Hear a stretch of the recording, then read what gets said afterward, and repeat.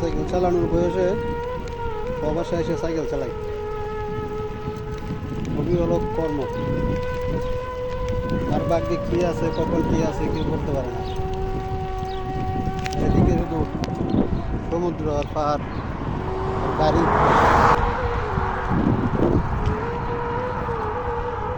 কাজ শেষ করে এখন বাসায় যেতেছি।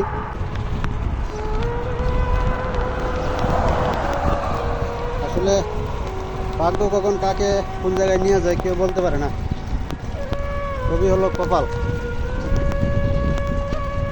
ধৈর্য ধরে থাকতেছি, জানি না ভবিষ্যতে কি আছে বা কি হবে। ভবিষ্যৎ কারো জানা নেই, সেটা বাস্তব কথা।